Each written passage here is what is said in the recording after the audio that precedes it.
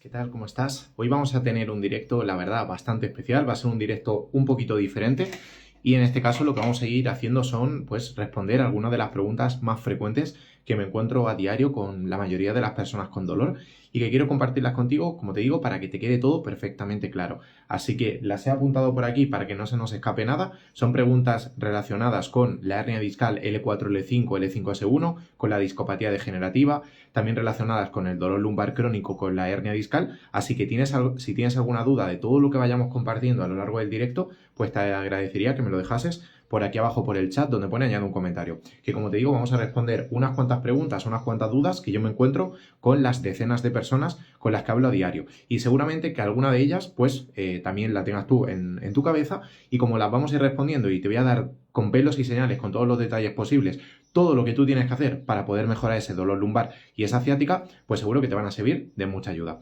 Así que si estás con muchas ganas de empezar este directo, dale al corazoncito que tienes por ahí abajo para poder ayudarte, como te digo, con estas preguntas. Y también te quería dar las gracias, como siempre, por conectarte al directo, por estar este ratito escuchándome, que sé que pues seguramente eres también de Latinoamérica, sé que muchas personas de aquí de la comunidad de Espalda Sin Dolor sois de Chile, de Argentina, de Perú, de Colombia, de México, de Venezuela, de distintas partes del mundo, así que yo como siempre súper agradecido de tenerte por aquí y de estar escuchándome. Antes de nada, sí te quería preguntar, como siempre, de qué parte del mundo me estás escuchando, precisamente, si me oyes desde España, si me oyes desde Venezuela, desde Colombia, desde Argentina, desde Perú, desde Chile, desde México, desde Estados Unidos, desde qué parte del mundo me estás escuchando. Te agradecería que me lo dejases por aquí abajo por el chat para así poder echarle un vistazo y como siempre, pues gracias a Edu por conectarte por aquí, Salazar, Francisco José, Dani, Marlon, Joana, Celinda, Justino, Alon, Lourdes, José, a ver, tenemos también a Masal Surf, Transirrequena, JL Tipian personal, Beto, Amparillo, muy buenas. Tenemos a nombres un poquito complicados a veces de pronunciar. Hola Gabriel, ¿qué tal? Maro bajo cero. Emilio, muy buenas, 7 más. José, ¿qué tal? Vale, Luis, muy buenas Luis, bienvenido. Creo que eres Gabriel. Bueno, no sé si vives en Gabriel en Dallas o en Dallas o en Puerto Rico. Si vives en Puerto Rico, creo que eres el primer puertorriqueño que se presenta en un directo de todos los que hemos ido haciendo a lo largo de estos últimos meses. Creo que eres el primer puertorriqueño que se presenta por aquí. Así que súper agradecido de tenerte. No sé si vives en Dallas o vives en Puerto Rico. Justino desde Perú, muy bien. Oye, pues gente de Perú, Joana desde Colombia, genial. Alon desde México, Monterrey, México también. Alonso desde México, muy bien. Muchos mexicanos también por aquí, qué gusto. Hola Cris, Natalia, muy buenas. Se te echa de menos por el Summit. Ya va siendo hora, ¿no? De que me pueda pasar por allí. Así que, bueno, muchas gracias a todos. Bueno, te referiría, Gabriel, entiendo, a que eres puertorriqueño, pero vives en Estados Unidos, ¿no? En Dallas. Pues qué guay. No sé si llevas mucho tiempo por allí, si te habrás ido por tema de trabajo, por tema de familia, pero bueno, espero que te esté gustando Estados Unidos y en concreto Dallas, que es donde estás. Así que nada, un placer de corazón a todos los que os habéis conectado por el directo. Espero que de corazón también, pues todo lo que vayamos compartiendo te sirva de ayuda para mejorar el dolor, para mejorar la lumbalgia, para mejorar la ciática y que en definitiva, pues con todo lo que vayamos compartiendo, que poco a poco pues puedas ir retomando tu vida con total normalidad sin tener ninguna limitación a causa de ese dolor. Sé que antes me había comentado por aquí, no sé quién ha sido. Justino me había comentado: hola, buenos días, ¿cómo aliviar la lordosis lumbar? Amigos, sobre la lordosis lumbar. Sí, justamente lo estaba revisando, Justino, la pregunta, por eso lo estaba comentando. En cuanto a la lordosis lumbar, y mira, tengo de hecho, darme un segundito que voy a coger la maqueta de la espalda para que se vea perfecto y lo entendamos, ¿vale? Vale, pues la tengo por aquí. Básicamente, una cosa que tenemos que entender, lo primero, ¿qué es la lordosis lumbar? Para quien no sepa exactamente qué es la lordosis lumbar, que seguramente si te has hecho una resonancia magnética porque tienes dolor en la zona lumbar, puede ser que la resonancia magnética pues te haya aparecido, entre otras cosas, entre artrosis, abombamiento, discopatía degenerativa, puede que te haya aparecido que tienes lordosis lumbar o hiperlordosis lumbar. Básicamente, la lordosis lumbar es esta curvatura que tenemos aquí en la espalda baja, ¿vale? Si te fijas, Estos huesos verdes, esto que ves aquí de color verde, son las vértebras de la zona lumbar, son las vértebras de la espalda baja. Entonces, la curvatura que tenemos en esa zona es la lordosis. Si tenemos una curvatura muy grande, es decir, si tenemos una curvatura como... Vamos a ver si la maqueta resiste. Si tenemos una curvatura así, como muy en curva, muy pronunciada, eso se conoce como hiperlordosis, ¿vale? Por norma general, algo que quiero que entendáis y que sepamos todos es que tener la espalda un poquito doblada, un poquito desviada, tener un poco de lordosis lumbar, Justino, no es algo malo en absoluto. De hecho, es algo que todas las personas en mayor o menor grado solemos tener, ¿vale? Entonces, la lordosis no se tiene que corregir. La lordosis es algo normal. Disculpad que me estoy cargando la maqueta. Estoy rompiendo aquí en directo la maqueta. Nos vamos a quedar sin maqueta. Bueno, no pasa nada. Sí, porque no gira.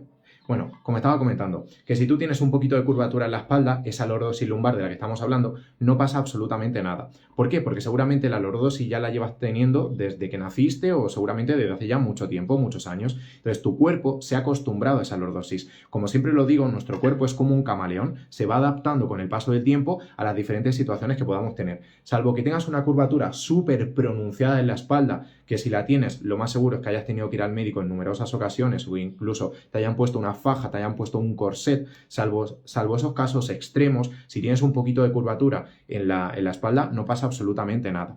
Y hay que entender también, y esto te lo comento Justino por si me preguntas sobre eso, que una cosa es aliviar la lordosis y otra cosa es aliviar el dolor, que son dos cosas completamente diferentes, porque la lordosis es algo que puedes tener y no va a generar ningún tipo de problema. Otra cosa es el dolor que tú tienes en el caso de que tengas dolor. Si a lo que te refieres es a que quieres aliviar el dolor, eso es una cosa diferente. No es lo mismo dolor lumbar que hiperlordosis o que lordosis, ¿vale? Porque la lordosis no tiene por qué estar causando el problema que tú tienes, salvo que tengas una lordosis muy grande, una lordosis muy pronunciada, que no suele ser en absoluto lo habitual. De hecho, casi todas las personas, como te comento, solemos tener más o menos grado de desviación en la espalda y no pasa absolutamente nada. Es algo completamente normal, porque nuestra espalda no es totalmente recta, totalmente simétrica, ni falta que hace, ¿vale? Entonces, si te refieres a cómo aliviar el dolor lumbar, hay muchas formas de aliviarlo. De eso vamos a hablar también a lo largo del directo. Entonces, ¿cómo podemos aliviar el dolor lumbar que nosotros tenemos? Si lo único que quieres es aliviar de manera puntual ese dolor, teniendo en cuenta que no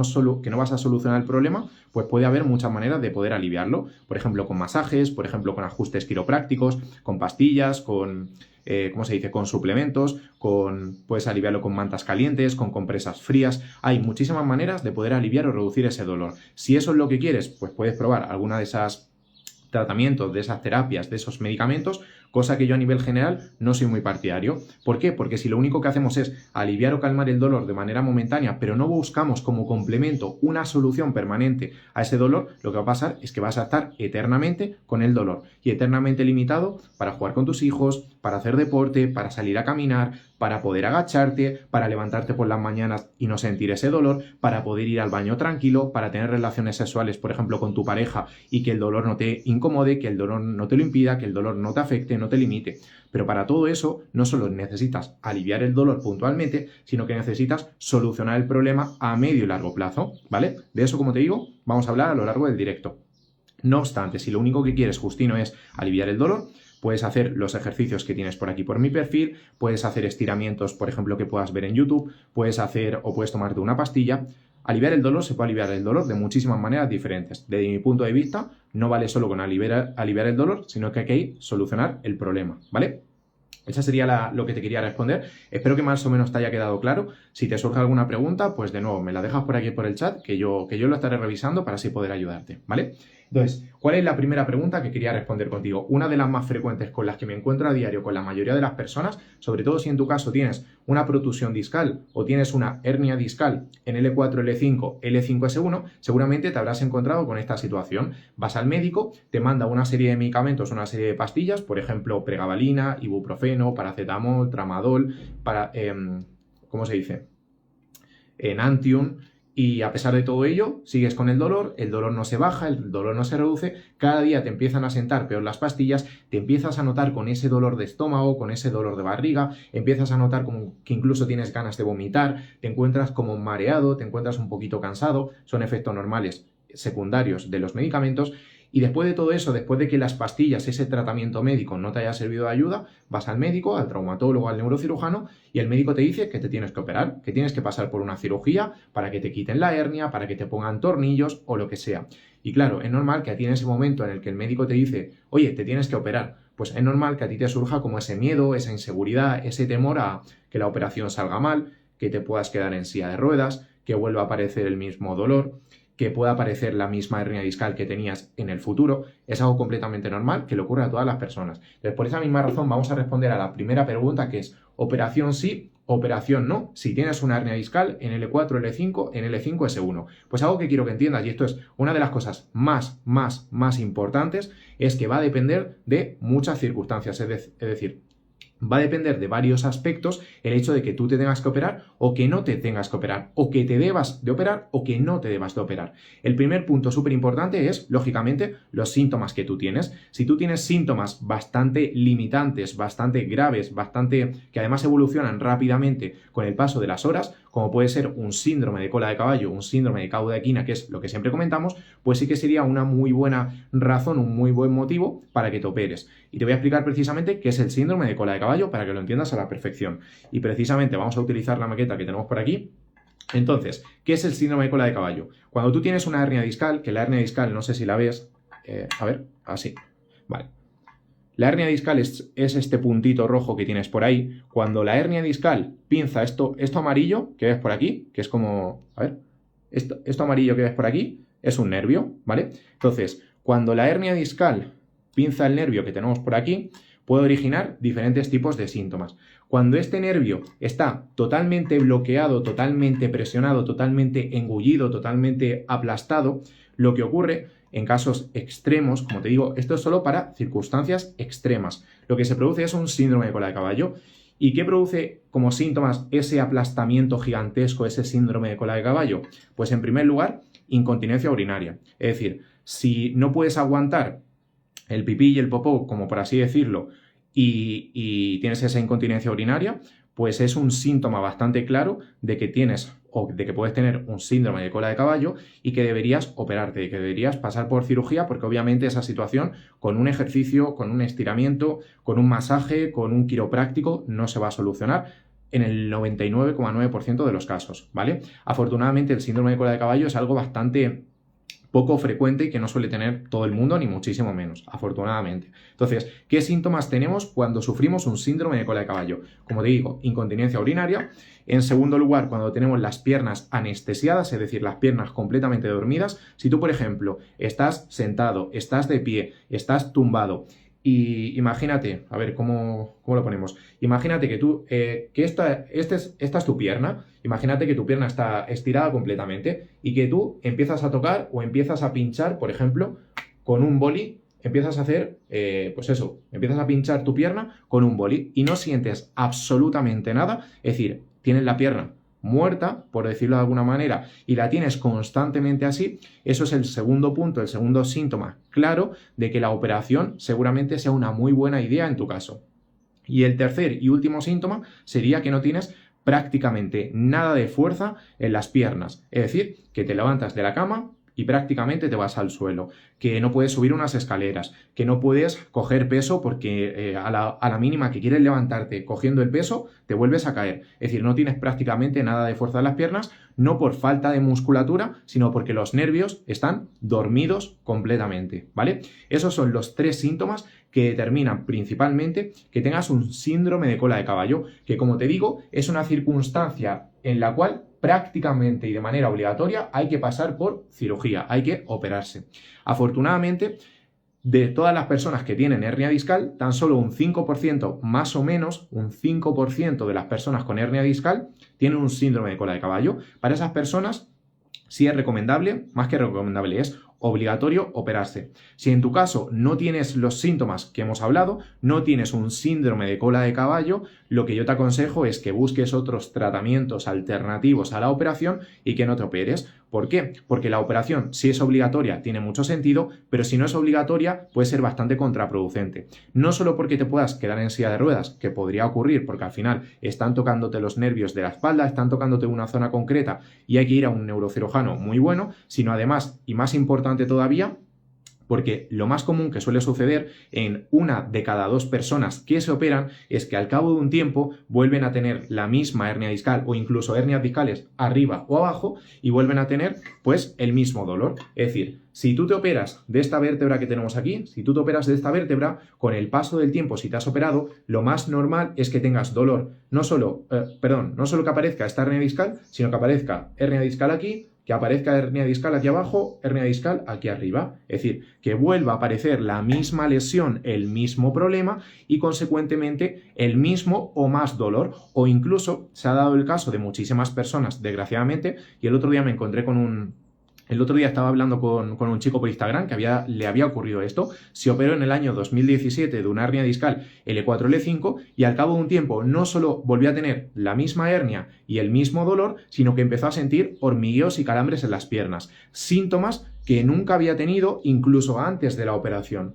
Para que veamos que no es oro todo lo que reluce y porque te operes no tiene por qué salir las cosas bien. De hecho, no te debes de operar si no tienes un síndrome de cola de caballo. Lo que tienes que hacer es buscar tratamientos alternativos que te permitan reducir, solucionar esa hernia discal, solucionar ese dolor sin necesidad de que te pongas tornillos en tu espalda, es decir, de que te hagan una artrodesis, que una artrodesis es, te ponen tornillos por toda esta zona, ¿para qué? Pues para fijarlos, para que la espalda no se pueda mover, para que la espalda prácticamente no tenga movilidad. Y eso a rasgos generales pues no suele ser una muy buena idea, porque pierdes flexibilidad, porque pierdes movilidad, porque no te puedes agachar, porque dejas de hacer o dejas de estar pues muy activo en tu día a día y pasas a estar muy limitado. Desgraciadamente esto es de por vida. Así que yo en lo personal, pues oye, no te aconsejo que te operes si no tienes un síndrome de cola de caballo, porque la operación no te garantiza absolutamente nada en cuanto al dolor se refiere. Es decir, la operación no te garantiza que se vaya a quitar el dolor, en absoluto. De hecho, como te digo,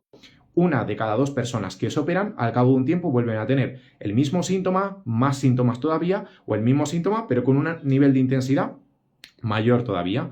Ojo, esto cuando no sea necesaria la operación. Cuando sea necesaria, pues hay que operar sí o sí, ¿vale?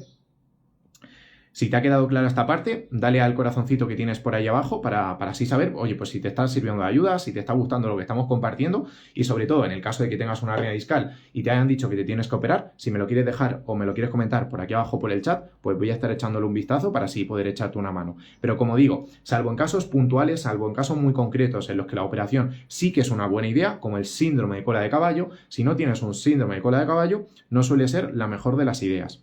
Nos comentaba Gabriel. Saludos, Fer, te pregunto, tengo molestia en la ciática, comienza el L4, L5 y el dolor se irradia por toda la pierna izquierda hasta causar movimientos involuntarios en los dedos. ¿Algún suplemento? Con movimientos involuntarios no sé si te refieres como espasmos, es decir, que tú estás, por ejemplo, sentado y la pierna te hace así. No sé si te refieres a eso o en qué sentido. O que tienes como palpitaciones, es decir, que notas como pum, pum, pum, pum, pum, pum, como si fuese el latido de un corazón. No sé si te refieres a eso concretamente.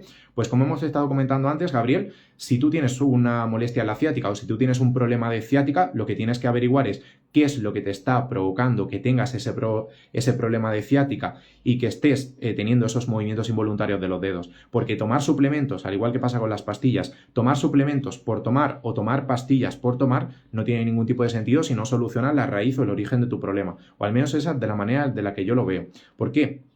Porque si quieres puedes tomar, Gabriel, suplementos hay muchos. Si quieres puedes tomar vitamina B12. Si quieres puedes tomar magnesio, puedes tomar colágeno. Por suplementos hay muchos y en redes sociales o en internet, si entras a una página, pues te querrán vender toda la lista de suplementos que ellos tengan.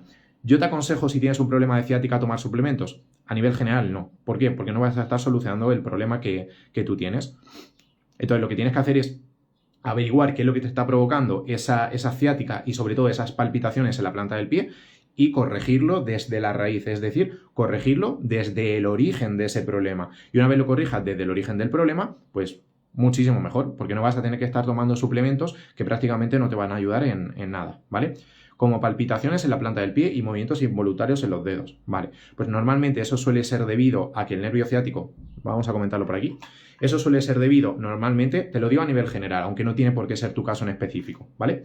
Entonces, cuando tenemos, por ejemplo, una hernia y el nervio ciático, esta cosita amarilla que ves por aquí, esta cosita amarilla que ves por aquí, está como muy presionado, está como muy atrapado, en casos un poquito más graves, que no suele ser lo habitual, pero en casos un poquito más graves, cuando el nervio está muy presionado, es decir, cuando el nervio está muy oprimido, lo que pasa es que pues los lugares a los que llega ese nervio, normalmente las piernas, los gemelos y los pies, no tienen esa capacidad de moverse, están como anestesiadas, están dormidas, es lo que comentábamos antes. Imagínate el caso de que tú por cualquier casualidad te peleas con una persona y hay una persona que te empieza a coger del cuello, que te empieza como a estrujar el cuello.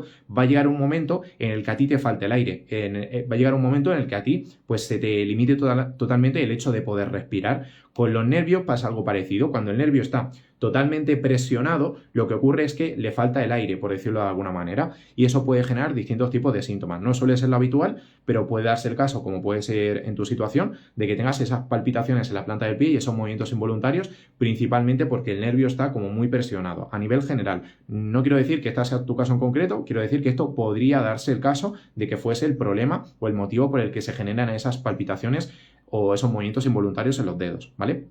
Entonces, ¿qué ejercicios de estiramientos hacer? Yo, como te comento, soy partidario de que primero averigües cuál es la raíz o el origen del problema. No obstante, por si te sirve de ayuda, que siempre te puede echar una mano esta situación, aliviar el dolor o, mejor dicho, aliviar esos síntomas, puedes poner en práctica los ejercicios que tienes por aquí, por mi perfil. No son 100% concretos y específicos para ese tipo de síntomas, pero te pueden servir de ayuda si mientras tanto, y como comentaba, pones una solución y buscas a un profesional que te haga una valoración y que te diga, oye Gabriel, pues tus síntomas vienen por este motivo, por este otro motivo, y a raíz de ahí poder trabajarlo para que desaparezcan los síntomas. Con estos ejercicios, por ejemplo, lo que puedes hacer es reducir o calmar esos síntomas o que no te afecten tanto o que no te supongan ningún tipo de problema, ¿vale? Entonces, te animo a que pongas en práctica los ejercicios que tienes por aquí por mi perfil, que te pueden ayudar, pero de nuevo, siempre tratando de buscar una solución permanente al problema, ¿vale?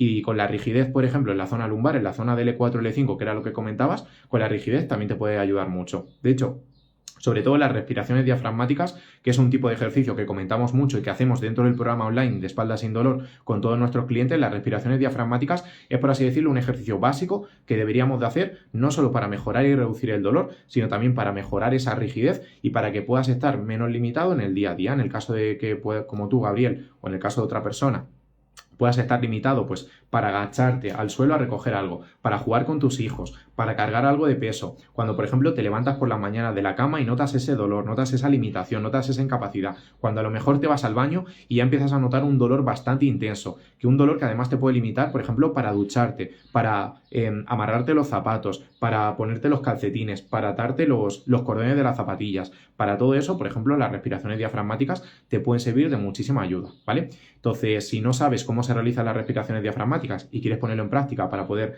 reducir tu dolor o aliviar esa rigidez, pues me escribes un mensaje por aquí arriba con la palabra respiración y te envío un vídeo exactamente de cómo se realizan las respiraciones, ¿vale? Así que nada, muchas gracias a ti, Gabriel, por la pregunta, y si te surge alguna otra cosita, pues oye, me la haces, que yo encantado de poder ayudarte, ¿vale? Hola Carmen, Asun, Claudia, muy buenas, Luis, David, Quique, Edinson, Anderson, muy buenas a todos, bienvenidos.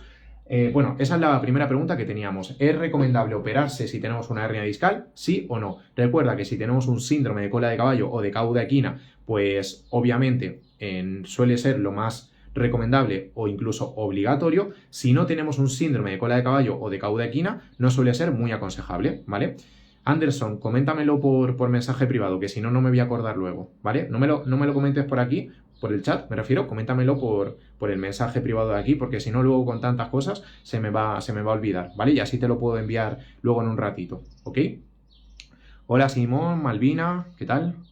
Bienvenidos a todos. Vale, pues esa sería la primera pregunta. La segunda pregunta, ¿faja sí o faja no? No sé si en tu caso, y si en tu caso pues te ha pasado, te ha ocurrido esto, pues te agradecería que me lo dejases por aquí abajo por el chat. No sé si en tu caso te habrán recomendado, te habrán dicho que tienes que ponerte una faja precisamente para el dolor. Es decir, que tienes que ponerte una faja, ya sea en el trabajo, por ejemplo, si trabajas en la construcción, si trabajas, ¿cómo se dice? Si trabajas de carpintero, si trabajas de fontanero, si trabajas de electricista, si trabajas incluso en una oficina. No sé si en tu caso te habrán recomendado que uses una faja para poder mejorar ese dolor, para poder sobrellevarlo, para poder reducir el dolor, y quiero darte mi más sincera y completa opinión sobre si utilizar faja o no utilizar faja y en qué momento deberíamos utilizar faja, ¿vale? Que seguro que te va a servir de muchísima ayuda. Quique, como le he comentado a Anderson, escríbeme la palabra respiración mejor por aquí, por un mensaje privado, para que así no se me pase, para que así no se me olvide, que si no con tantas personas, con tantas conversaciones y con tantas cosas, me va a resultar muy complicado. Así que escríbeme el mensaje con la palabra respiración por aquí arriba y te echo una mano. Hola Juan, ¿qué tal? Bienvenido. Francisco, Víctor. Vale, genial. Entonces, estamos hablando de la faja sí o la faja no. ¿Cuándo es aconsejable o cuándo es recomendable utilizar una faja? A nivel general, una faja es básicamente... Vamos, mira, lo voy a hacer así sencillo para que se vea. Imagínate que esta es tu espalda, ¿vale? Y empiezas a tener dolor, o tienes desde hace ya bastante tiempo, dolor en la zona lumbar. ¿Qué es la faja? Pues la faja es, como este trapo, es algo que recubre esa zona. Por ejemplo, a la hora de ir a trabajar, por ejemplo, a la hora de agacharte. La faja la puedes utilizar cuando a ti te dé la gana, básicamente, cuando tú quieras. Entonces, la faja es algo que recubre el cuerpo, que recubre la musculatura o que recubre la zona donde te duele. ¿Qué es positivo de la faja? Pues la faja generalmente, aunque va a depender de cada persona, generalmente la faja lo que ayuda es a reducir o calmar momentáneamente ese dolor. Como digo, es un parche temporal al dolor, no es una solución al dolor, es un parche temporal que te puede ayudar a que ese dolor sea un poquito más bajo durante el tiempo que, por ejemplo, estés haciendo un esfuerzo, estés caminando, estés trabajando, estés haciendo X cosa. Entonces, ¿yo te recomiendo la faja? Generalmente no soy muy partidario de la faja, porque al final tienes que pensar que si la faja... Tienes que pensar que si la faja es la que hace el trabajo de los músculos, lo que va a pasar es que la faja va a hacer que vayas perdiendo musculatura. ¿Por qué? Porque si la faja hace el trabajo de los músculos no tienen que trabajar, los músculos no tienen que hacer absolutamente nada. Y en consecuencia de todo ello, el cuerpo, como es sabio y como no quiere gastar mucha energía, pues va a ir deshaciéndose, va a ir quitando su musculatura. Entonces, no tiene ningún tipo de sentido que solo por usar la faja vayamos perdiendo toda la musculatura que es realmente la que nos protege, toda la musculatura que es la que nos hace sentirnos fuertes, que es la que nos hace pues agacharnos sin dolor, la que nos hace subirnos a la bicicleta, subir un cerro, escalar un cerro, la que nos hace que podamos jugar con nuestros hijos, la que nos hace que puedas sentarte en la taza del váter y no tengas ningún tipo de problema, la que hace que puedas tener relaciones sexuales con tu pareja y no tengas ningún tipo de problema. Entonces, precisamente para eso es importante tener un buen nivel de musculatura. Si tú utilizas la faja continuamente, lo que vas a hacer es ir perdiendo, ir disminuyendo la cantidad de musculatura que tú tienes, los músculos que tú tienes,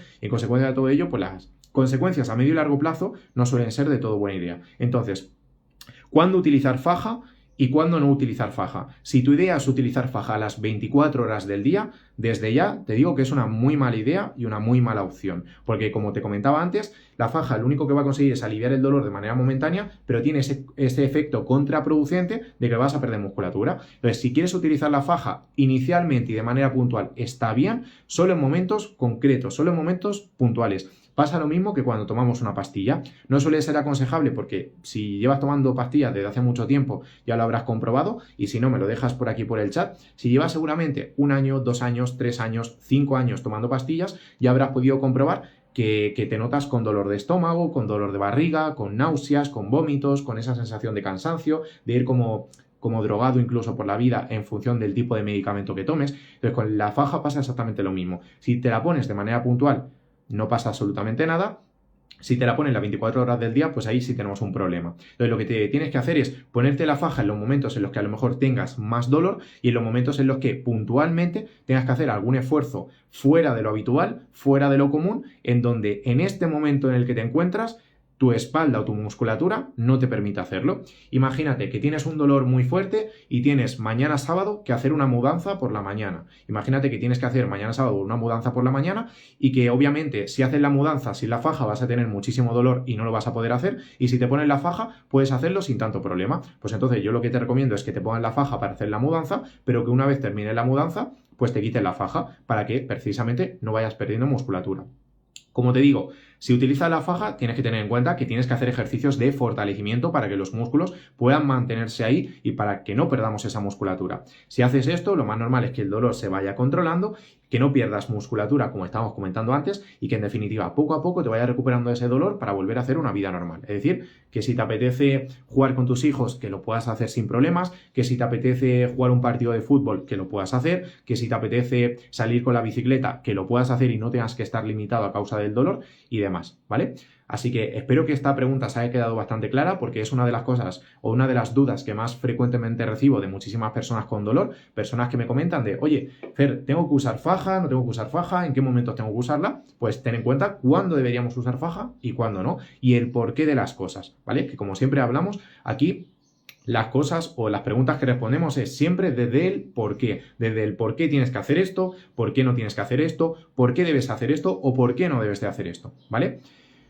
Nos comenta Alicia, ¿cuáles son los mejores ejercicios para fortalecer músculos lumbares? Vale, pues algo que quiero que entendamos todos es que no existen los mejores ejercicios para fortalecer los músculos lumbares.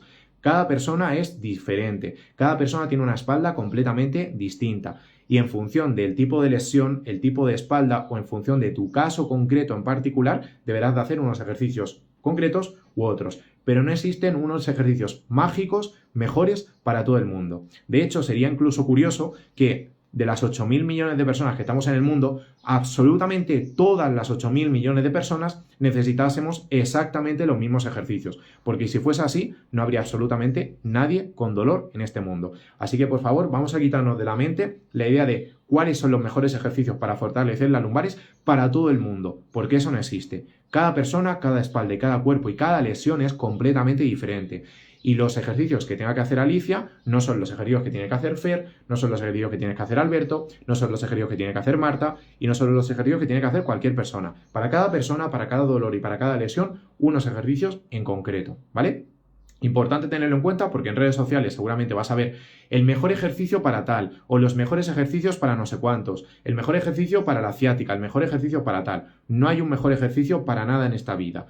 Lo que tienes que hacer es una serie de ejercicios que de manera progresiva te vayan ayudando a recuperarte. Por eso los vídeos que yo comparto son ejercicios que te pueden ayudar a reducir, calmar o aliviar ese dolor, pero no son los mejores ejercicios para todo el mundo, porque no existe un mejor ejercicio para todo el mundo. Y si alguien te dice eso, pues sinceramente te está engañando, porque el cuerpo de Alicia no es el cuerpo de Diego, no es mi cuerpo y no es mi espalda. Cada espalda es diferente. Las fórmulas mágicas para todo el mundo, el café para todos, no existe, ¿vale?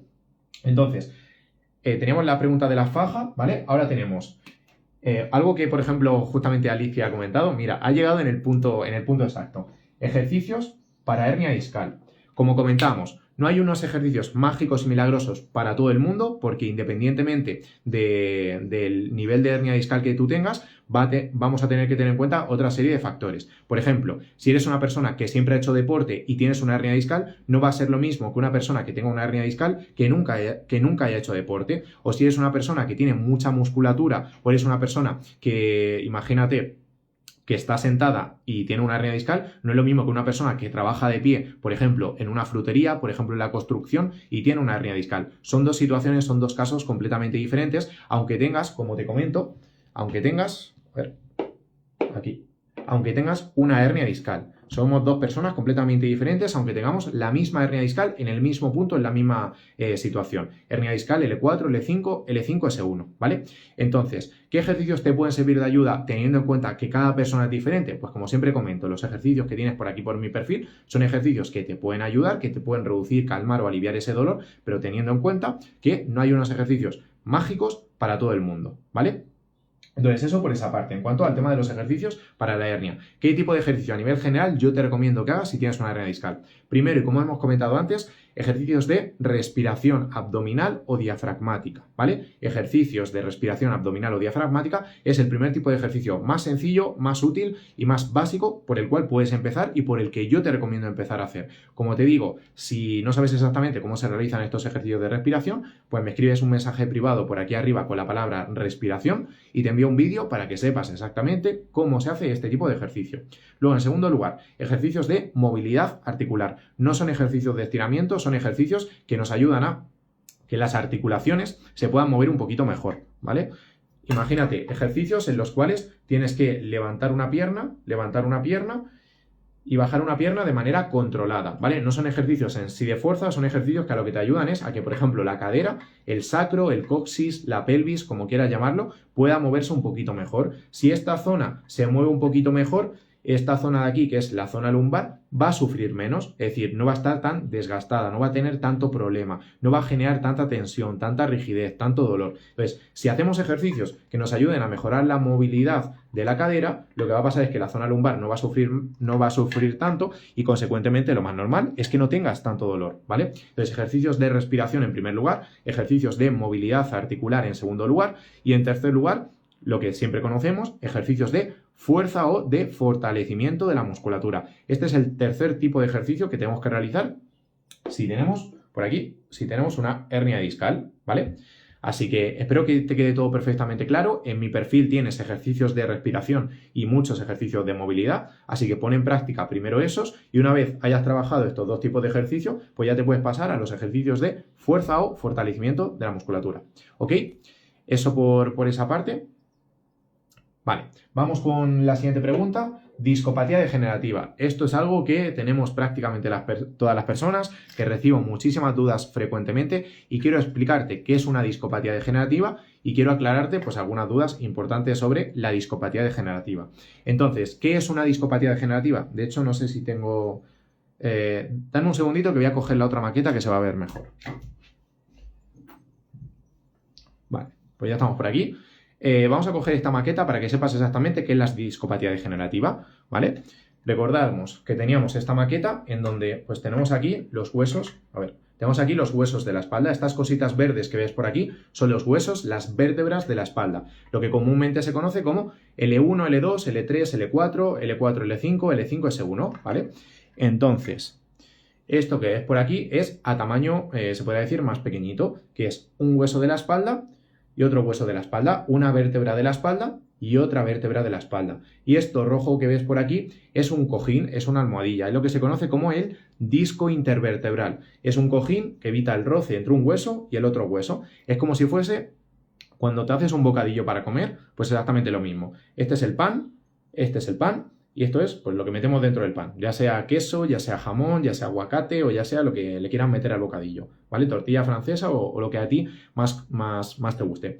Entonces, ¿qué es la discopatía degenerativa? Pues como su nombre indica, es cuando este disco, esta cosita roja que ves por aquí, de una forma u otra se degenera. Es decir, es como cuando van pasando los años y nos empiezan a salir, por ejemplo, arrugas por la cara, pues exactamente igual. Los discos, los huesos de la espalda también tienen ese proceso natural de degeneración, como tienen la piel de la cara, como tenemos en los brazos y como tenemos por todo el cuerpo. Una cosa importante que sí te quiero comentar es que tener una discopatía degenerativa no es algo grave, no es algún problema serio, no es un problema preocupante, no es una enfermedad, porque tener una discopatía degenerativa es prácticamente algo que tenemos todas las personas en este mundo, es algo que tenemos prácticamente todas las personas en este mundo, en mayor grado o en menor grado, pero casi todas las personas en este planeta tenemos una discopatía degenerativa. Entonces, desde ya, una de las cosas que quiero comentarte es que si te ha salido en una resonancia que tienes una discopatía degenerativa, tienes que quitarte de la cabeza la idea de tengo que quitarme la discopatía degenerativa, tengo que curar mi enfermedad que se llama discopatía degenerativa. No tienes que curar tu discopatía, porque la discopatía es algo normal que nos sucede a todas las personas.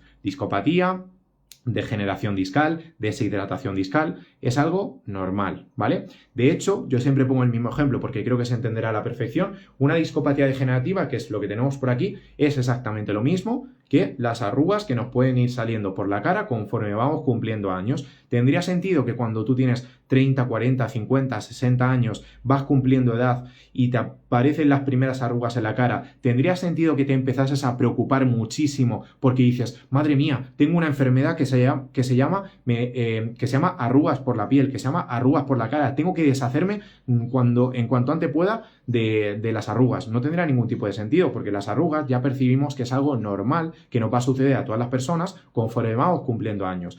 Y con la discopatía degenerativa o con la degeneración del disco pasa exactamente lo mismo. Conforme vas cumpliendo años es totalmente normal y no hay nada grave en esto, no hay ninguna enfermedad, no hay nada serio, no hay nada preocupante. Es totalmente normal que los discos se vayan degenerando porque es el proceso normal de degeneración del cuerpo conforme van pasando los años. Ni es una enfermedad, ni te la tienes que quitar a toda costa y lo que tienes que entender es que tener una discopatía es algo que tenemos todas las personas en mayor o menor medida y es algo que no es grave en absoluto, ¿vale?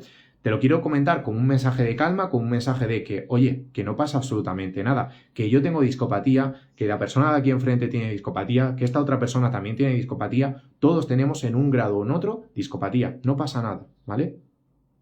¿Se deshidrata? Sí, de hecho, Alicia, una de las cosas que suele ocurrir con los discos, ¿vale? Gran parte de lo que tenemos aquí en el disco es agua, ¿vale? Entonces, una cosa que suele suceder es que este disco que tenemos por aquí, esta cojín, esta almohadilla, pues va perdiendo agua, ¿vale? Cierta cantidad de agua. Entonces, eso, como digo, es algo completamente normal que va surgiendo conforme van pasando los años y no hay ningún tipo de problema por esa parte, ¿vale? Vamos a contestar alguna pregunta. Olvidé preguntarte por ello la articulación de la cadera izquierda. ¿Y cuál es la pregunta, Gabriel, con respecto a la articulación de la cadera izquierda? ¿Alguna pregunta, algo en concreto que quieras comentar? A ver, hago ejercicios y hago los ejercicios y empeoro más, Aldo. No sé si te refieres a los ejercicios que tienes por aquí por mi perfil. No sé cuánto tiempo los llevarás haciendo, cuántas veces al día o cuántas veces a la semana, por ejemplo, los harás. Hay que entender varias cosas. La primera, que hay que hacer los ejercicios durante un periodo de tiempo lo suficientemente largo para poder conseguir resultados. Uy, que se me cae esto. Para poder conseguir resultados. Lógicamente, si hacemos los ejercicios un día, 2 días o una semana solamente, pero no somos comprometidos o constantes durante 3, 4 o 5 meses, pues no se van a conseguir muy buenos resultados, ¿vale? Porque caminos rápidos en cosas de dolor lumbar y en cosas de ciática o hernia discal no suelen ser lo mejor del mundo. Es decir, para poder mejorar un dolor lumbar crónico, para poder mejorar una ciática, mejorar una hernia discal, tenemos que ser constantes durante un periodo de tiempo mínimo, entre 3 y 9 meses. Eso para que lo tengamos en cuenta, mínimo, ¿vale? Ese sería el periodo mínimo para poder conseguir buenos resultados. No obstante, si llevas ese tiempo más o menos haciendo los ejercicios y no has notado mejoría, puede ser simplemente que los ejercicios que estés haciendo no son los que tú necesitas, que eso también puede ocurrir. Porque como hemos comentado antes, el café para todos no existe. Es decir, cada espalda, cada dolor, cada hernia es completamente diferente y los ejercicios que le sirvan a Alicia pueden ser que no le sirvan a Aldo o pueden ser que no me sirvan a mí o a otra persona completamente distinta, ¿vale? No todas las personas tenemos que realizar exactamente los mismos ejercicios, ¿vale?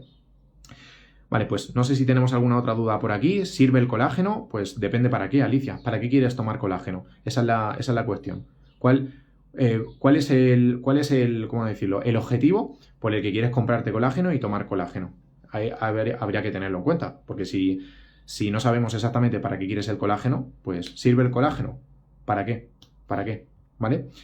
Vale, pues vamos a seguir con la siguiente pregunta que tenía por aquí. Recordemos, hemos estado hablando de las operaciones, de la cirugía. ¿Es necesario o no es necesario operarte? En la mayoría de los casos no es necesario la operación. De hecho, es contraproducente o incluso puede tener efectos secundarios bastante negativos, por así decirlo. Entonces, operación sí, siempre y cuando tengas un síndrome de cola de caballo. Si no tienes un síndrome de cola de caballo, busca otros tratamientos alternativos precisamente para que esa hernia discal o ese dolor pues pueda mejorar. En segundo lugar, faja sí o no. Si la utilizas en momentos puntuales, en momentos concretos, puede ser una buena idea, pero utilizarla todo el día, en todo momento, a las 24 horas del día, es una absoluta tontería. Y es algo que no te va a ayudar absoluto, ¿vale? En absoluto. Así que ya saben más o menos cuándo tenemos que utilizar la faja.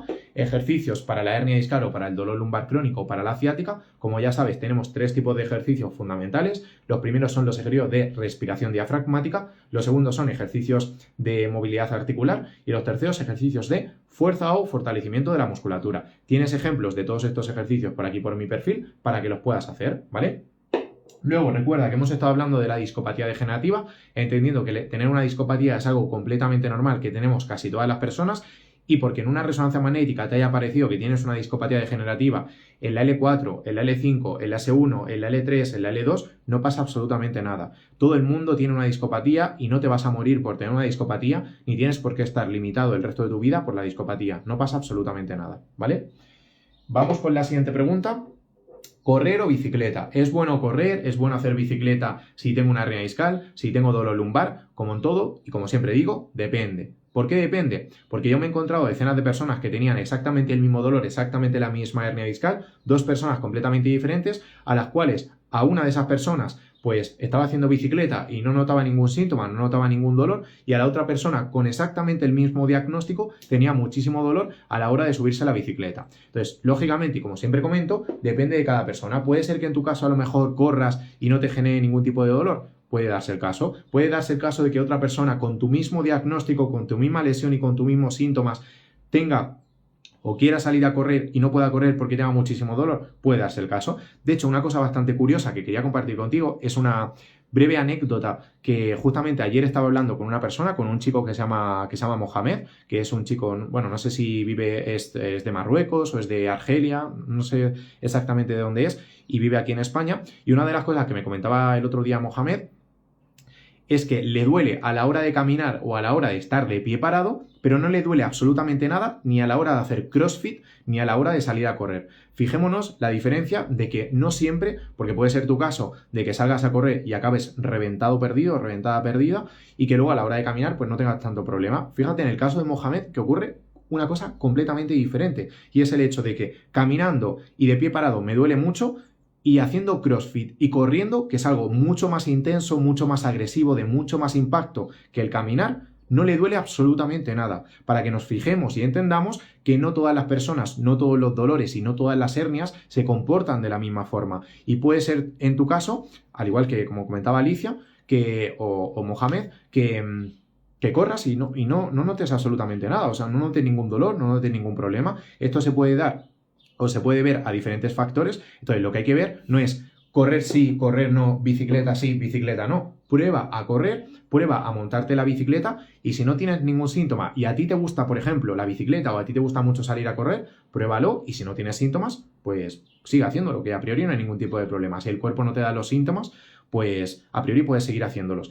Si, por ejemplo, además, que esto suele ocurrir con bastante frecuencia, has ido al médico y tu médico te ha dicho lo típico de no te muevas, no hagas ejercicio, nada de ejercicios de impacto, etcétera, etcétera, y tú cuando corres o cuando haces bicicleta o cuando haces algún tipo de ejercicio no notas ningún síntoma, yo desde mi punto de vista profesional, independientemente de lo que te diga el médico, si tu cuerpo responde de esa manera y tu cuerpo te dice que no hay problema por correr, que no hay problema por salir con la bicicleta, aunque te diga tu médico que no corras, corre. ¿Por qué? Porque a ti te va a servir de ayuda física y mentalmente, sobre todo si correr es algo que te gusta, si ir al gimnasio es algo que te gusta, si salir con la bicicleta es algo que te gusta, te va a ayudar, y lo vas a notar muchísimo a nivel mental, que te va a servir como una ayuda de desconexión, de notarte mucho más relajado, de notarte mucho más aliviado, con mucha mayor calma. Entonces, yo no soy partidario en absoluto de decirle a una persona con dolor, a una persona con hernia discal, deja absolutamente de hacer todos los deportes para que así se recupere tu problema, porque no se va a recuperar de esa manera tu problema. Lo único que va a pasar es que tú vas a estar, sobre todo si eres una persona activa, si eres una persona deportista, si eres una persona a la que le gusta hacer ejercicio, ya sea subirte a la montaña, escalar un cerro, salir a correr, subirte a la bicicleta, cualquiera de estas cosas, si el médico te prohíbe rotundamente que hagas todas esas cosas por el dolor,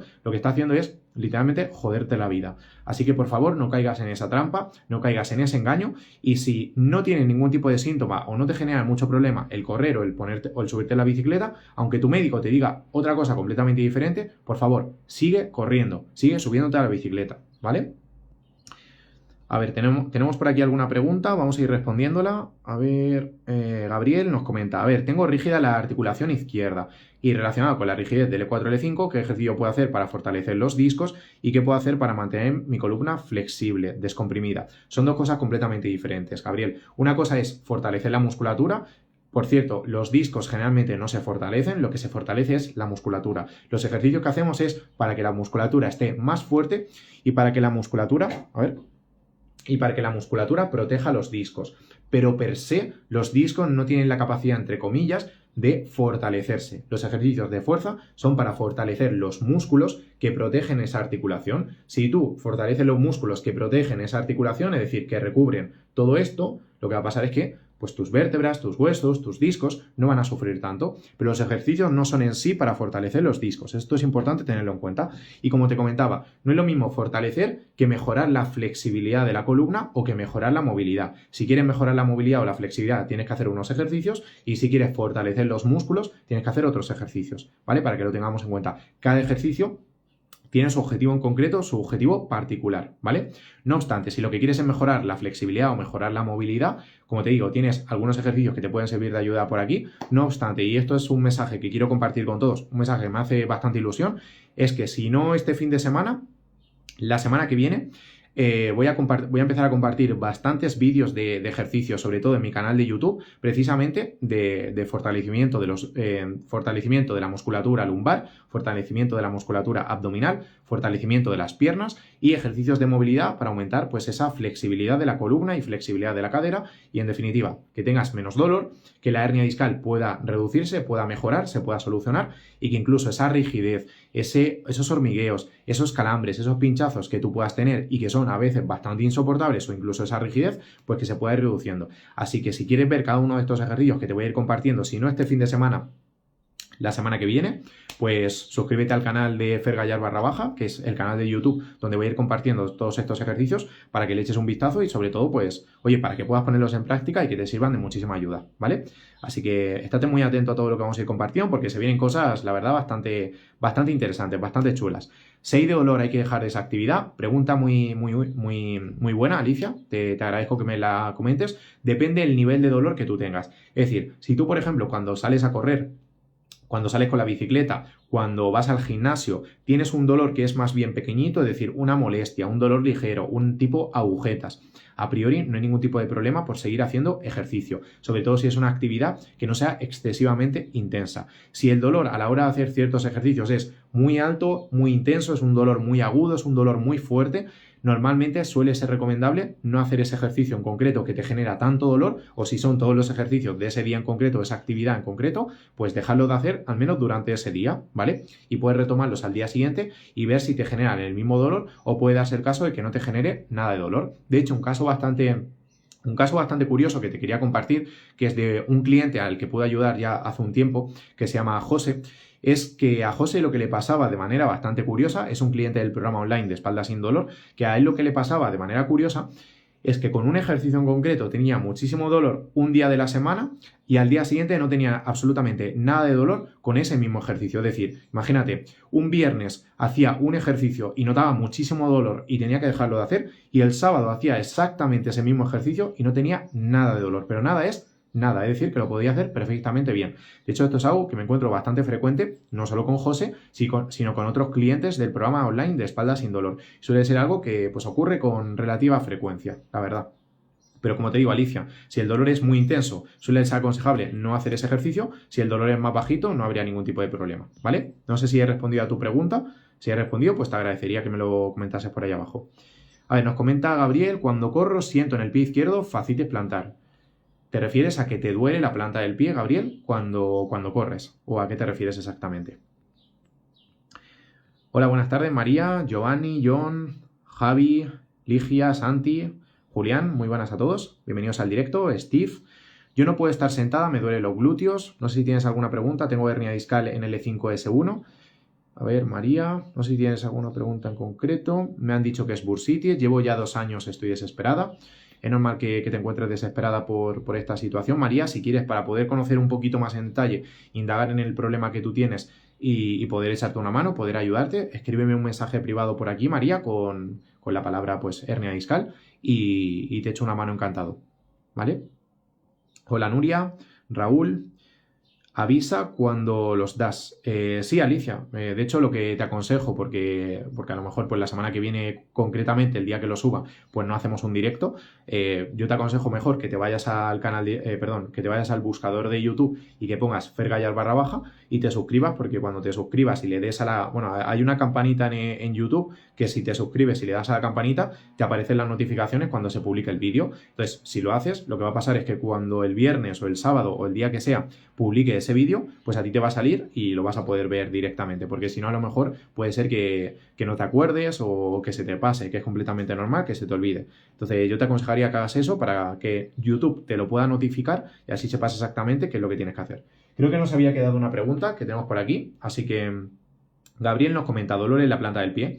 Pues en ese caso, bueno, claro, depende si el dolor es porque tienes algún problema en la planta del pie, Gabriel, el dolor es porque tienes algún problema en la planta del pie, como puede ser una fascitis plantar, o el dolor es porque tienes un problema en la zona lumbar o tienes un problema en otra zona y el dolor te ha ido irradiando, por ejemplo, a la planta del pie. Son dos cosas diferentes. Si tienes una fascitis plantar, yo lo que te aconsejo es, primero, que trates de solucionar con un fisioterapeuta, con un entrenador que sea especializado en fascitis plantar, que trate de mejorar, por así decirlo, recuperarte de la fascitis plantar, y una vez que te recuperes de la fascitis plantar, pues ya podrás pues hacer carrera, salir a trotar o hacer lo que quieras sin problema. Pero si el dolor viene por la fascitis plantar, lo primero es solucionar la fascitis plantar, ¿vale?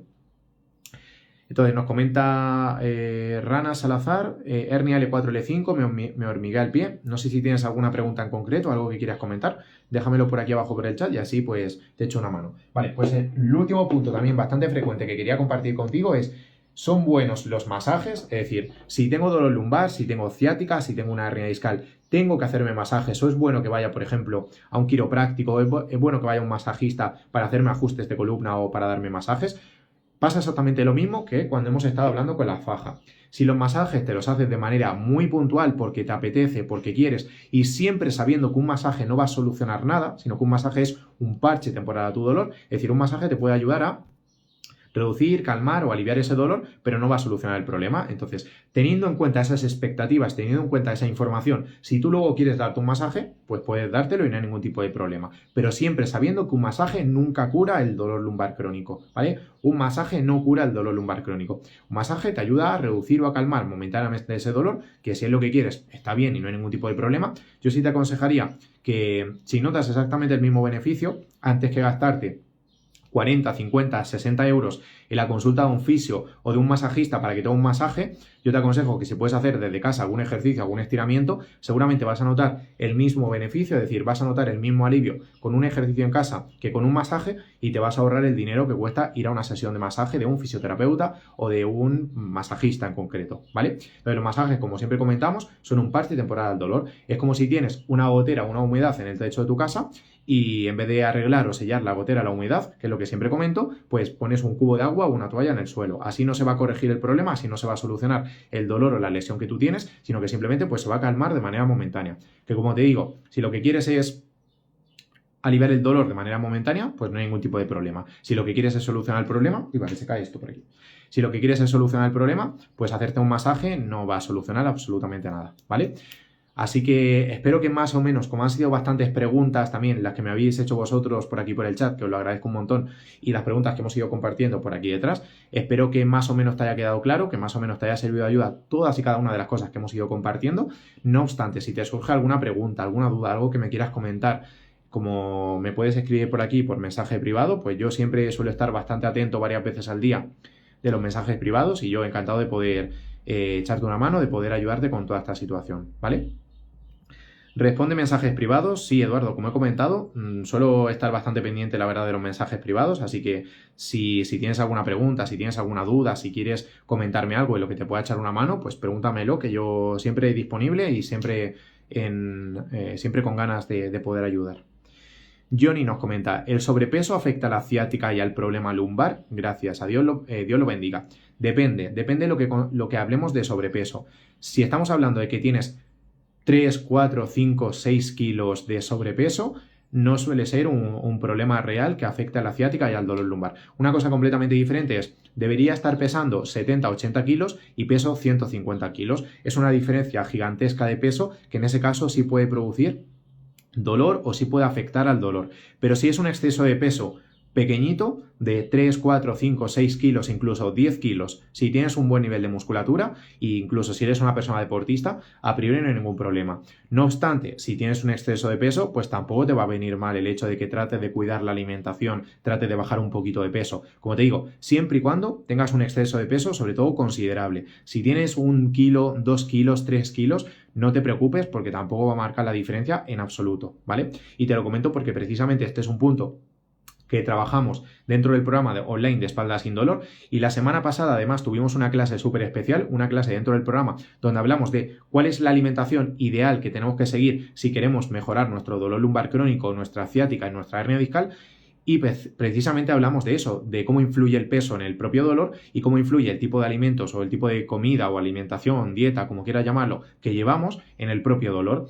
Y tenemos que tener en cuenta, como comentaba, que el peso influye siempre y cuando el peso sea totalmente excesivo, o sea, haya mucha diferencia entre el peso que debes de tener y el peso que tienes actualmente, ¿vale? Si no hay tanta diferencia, no hay problema.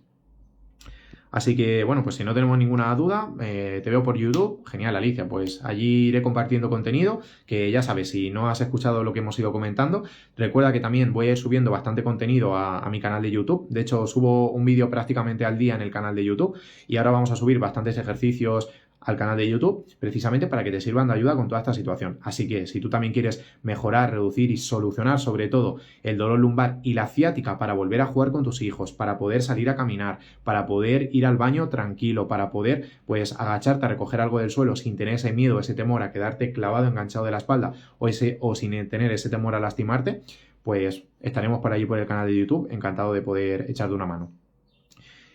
Comenta, Eduardo, no sé si tienes alguna pregunta, coméntala, que yo estoy aquí presente y si no hay ninguna otra pregunta, pues lo vamos dejando por aquí. Muchas gracias, Fer, por toda tu ayuda, pasa un buen día, igualmente Gabriel, espero que, bueno, tú que vives en Dallas, entiendo que por allí todavía serán como las 11 de la mañana, las 10 de la mañana más o menos, así que espero que pases tú también un muy buen día, Gabriel. Así que nada, Eduardo, comenta tu pregunta y si no, pues nos despedimos por aquí. Espero que, de nuevo, con todo lo que hemos ido comentando a lo largo del directo, que sé que han sido muchísimas cosas, pero son de verdad de las preguntas más frecuentes de lo que yo me encuentro a diario con decenas y decenas de personas con dolor y que sinceramente, pues oye, te puede ayudar cada una de estas cositas a ir mejorando tu dolor y a saber exactamente por dónde tienes que ir, es decir, qué es lo que tienes que hacer para poder mejorar ese dolor o qué es lo que no tienes que hacer para poder mejorar ese dolor, ¿vale? Las 10:30 de la mañana, pues aquí, Gabriel, son casi las 6 de la tarde. Tenemos bastantes horas de diferencia, la verdad. Nos comenta Eduardo, tengo hernia, pero no sé cuál es, no recuerdo cuál me diagnosticaron, pero me duele el del glúteo, todo hasta el pie, cada vez que paso mucho parado es peor, algo de movimiento para quitar ese dolor. Cada vez que paso mucho parado es peor, algo de movimiento. No sé si te refieres a que cuando te mueves o cuando haces algún ejercicio tienes más dolor o que cuando te mueves y haces algún ejercicio se te quita el dolor, que son dos cosas diferentes. Si quieres, para no extendernos mucho y para así poder darte toda la atención que te mereces, Eduardo, me escribes un mensaje privado por aquí arriba contándome tu situación y así pues te puedo ayudar de una manera más concreta, ¿vale? De una manera más específica, porque por aquí por el directo quizás va a ser un poquito complicado. Así que escribe un mensaje y en un ratito lo reviso para así poder ayudarte, ¿vale?